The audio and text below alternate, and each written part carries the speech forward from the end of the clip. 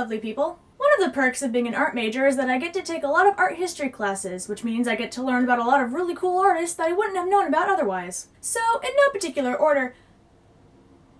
What? Well, yeah, so? Okay, well, I find this kind of stuff fascinating, and honestly, knowing more about an artist's story really adds to their artwork and gets you more of a perspective on why it was created in the first place. And I just kind of wanted to fangirl over a bunch of really talented people. Anyway, so in no particular order, let's start with Artemisia Gentileschi. Little bit of a mouthful there. Artemisia was born in Rome in 1593, which is during the Baroque period. Now, this was during a time where very few women were artists, and there were a lot of restrictions on how you could become an artist. But luckily for Artemisia, her father was already an artist. Yay. Because she was a woman, it was deemed inappropriate to use male models as reference for her paintings.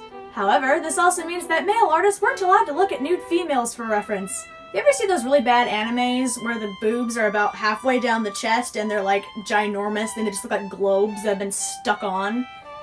That was pretty much this whole time period. It was very obvious that paintings that had females in them were just male models that had been slightly altered. Just look at this one by Michelangelo. Like, damn, I would not arm wrestle her. But because she was a female, she was one of the few artists during the time that could actually accurately portray a female body.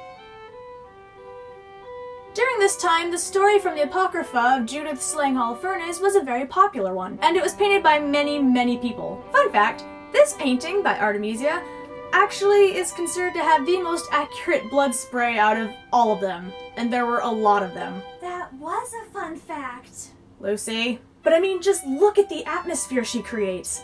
I can honestly totally see her being all... I see your chiaroscuro, and I raise you tenebrism. I could honestly make a whole video just about her, but I should probably move on to Michelangelo. Despite his rather, beefy women, it's no wonder that he's considered one of the greatest masters. But honestly, I think the thing I love about him the most was his personality. Even though he was a bit of a big prima donna. And he absolutely hated the Pope at the time. It's kind of known that Michelangelo wanted to do more sculpting in his time rather than painting. So when the Pope first asked him to engrave this giant tomb for him, Michelangelo was more than happy. I mean, decorating the place where your worst enemy's dead body is gonna lie? That's a pretty sweet gig. But after he'd already started that, the Pope then asked him, hey, you know what? I just remembered. There's this really, really tall ceiling that I want you to paint. Even though I already asked you to do this other thing already. So, of course, Michelangelo was all like, alright, fine. I'll paint your stupid ceiling. But I'm going to be really passive-aggressive about it. So he painted the ceiling, but the Pope really didn't like it. Again, I could probably make a whole video about just the Sistine Chapel and how much it pissed the Pope off. But the biggest reason is probably because every single depiction of God was intentionally made to look like Zeus.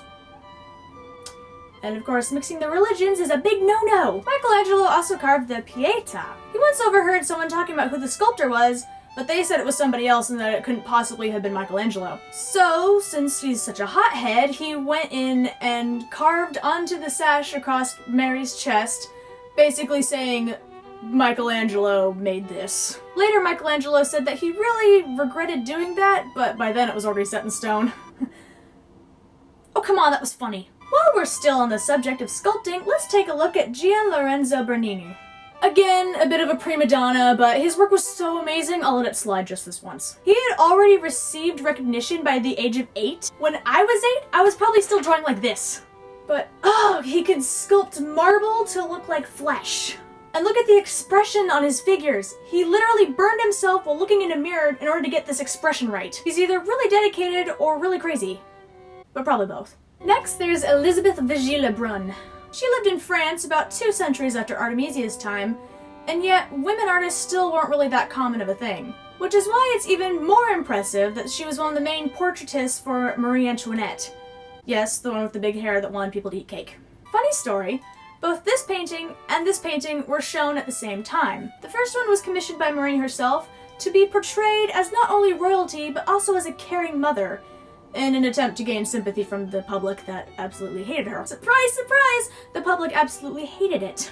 This one, on the other hand, which is Elizabeth's self-portrait with her daughter, was greatly received and they loved it. Sadly, a lot of the fame ended when the French Revolution came along. Elizabeth knew that she would probably be killed if she stuck around, so she had to find some sort of way to get out, even though the entire area was barricaded from letting anyone leave. So she came up with this story and she told it to her teacher, who I guess had a lot of power when it came to leaving the country. And so she basically said, "You know, I never really finished my training like all the other artists do, where they get to travel around Europe, and how can I be a great artist if I don't continue my training? So I'd really like to do that, please." Now, yes, but it worked. Her excuse kept her from being executed and she got to travel Europe. I mean, role model right there. Then there's Van Gogh. I really hope I get to see Starry Night sometime before I die. Well, I mean, everyone's a little crazy. Vincent. Vincent. Vincent! Hey-o, Van Gogh! Huh? What? Okay, the ear thing was a bit weird, but I guess when he wasn't painting, he had a hard time expressing his emotions in an orthodox way. Finally, and most recently, is Margaret Keane, who is actually still alive. I really just love her art for reasons that are kinda hard to describe. I guess, you know, you can just fall in love with a certain artist's style, which I guess I have with most of the other artists on this list. But her story is just so amazing and inspiring, and it recently got made into the movie Big Eyes. This is my official recommendation to go see the movie because it's really good. And I think actually knowing her story really does add to her artwork. Okay, I think I've been blabbering long enough. But I just wanted to talk about some really talented people that I really admire and I really hope that I can maybe someday live up to. Yeah, probably not, but I can dream. But the reason this is titled So Far is because half of these people I didn't even know about until this year. So there's always new people I can learn about and I really hope I get to. But that's all I have for this video, so those of you still awake through all my rambling, I wish you well and I will see you next time. Bye. Alright, so in order to get this as accurate as possible...